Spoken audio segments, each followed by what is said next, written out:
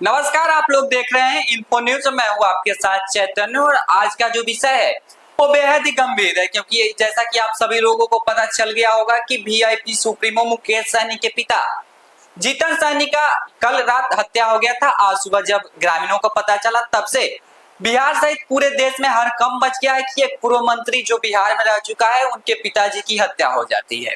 आपको बता दें कि उनका घर दरभंगा के अफजला पंचायत के सुपौल बाजार के पास उनका पैतृक गांव था। मुकेश सहनी के पिताजी घर पे अकेले रहते थे। उनके दोनों बेटे अपने चुनावी में कोई मीटिंग में वो अपना बाहर रहते थे, वो हमेशा बाहर ही रहते हैं और उनके पिताजी अकेले रहते थे। और उनके पिताजी का जिस तरह से निर्मम हत्या कर दिया गया है, बिहार के लिए कड़ी सबक है।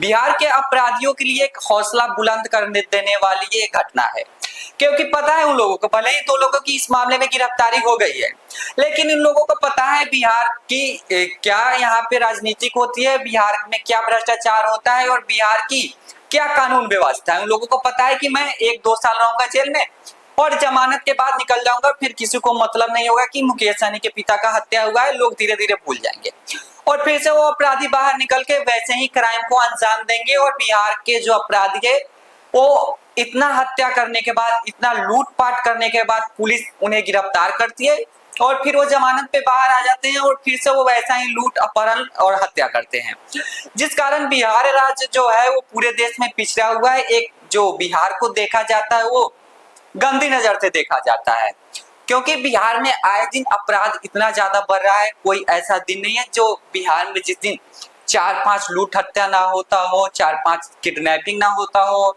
4-5 मर्डर ना होता हो। मतलब बिहार में पूरी तरह आपराधिक घटनाएं हो रही है।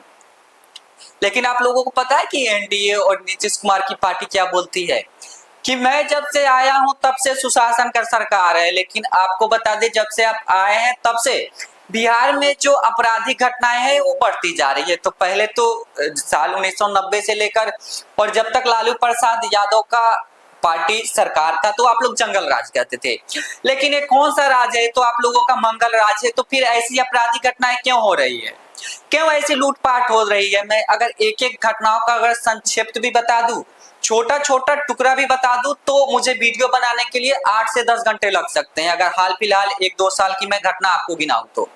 क्योंकि कोई ऐसा दिन नहीं है जो 10-5 हत्या ना होता हो, लूट ना होता हो।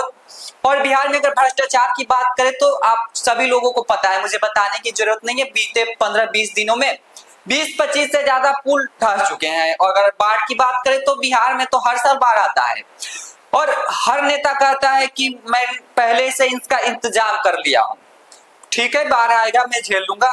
लेकिन जब बाढ़ आता है तो बिहार सरकार की खोखली दाव सामने आती है।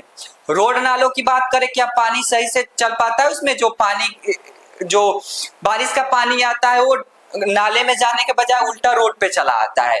मुझे इन सब चीजों को बताने की जरूरत नहीं है। जो आप लोगों के आसपास जो नाला पुल पुलिया होगा वो आप सभी लोग देख चुके होंगे कि किस तरह से नाले का पानी आपके घर के पास आता है और रोड पे आता है। ये तो रहा बिहार में भ्रष्टाचार की बात। अगर मुख्यमंत्री की योजना शराबबंदी की बात करें तो ये पूरी तरह फ्लॉप है, क्योंकि कोई ऐसा दिन नहीं। अगर मैं बिहार के 38 जिलों की बात करूं तो हर जिले से आए दिन कुछ ना कुछ खबर आती है कि यहाँ 50 कार्टन, 20 कार्टून, 100 कार्टून भारी मात्रा में शराब की जो है जब्त हुई है।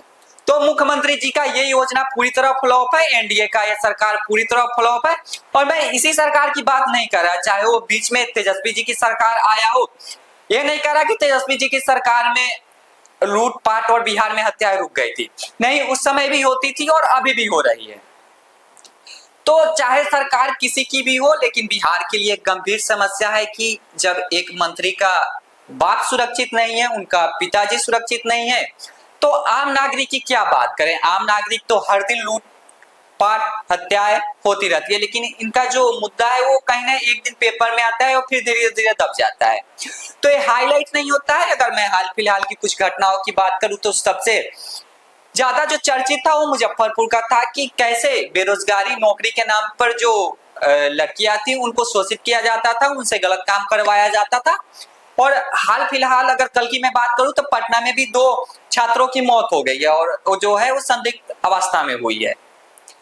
यानी कि कोई ऐसा दिन नहीं है जब बिहार में किसी को गोली ना मारा जाता हो, किसी से लूटपाट ना होता हो, कोई दिन नहीं है। तो आपको इस बारे में क्या कहना है? अगर आपको कुछ बताना हो या मुझे कुछ सुझाव देना हो या आपका कुछ राय हो तो आप लोग कमेंट बॉक्स में जरूर बताएं। अभी के लिए इतना ही। देश और दुनिया की बाकी खबरों के लिए देखते रहिए इन्फो न्यूज।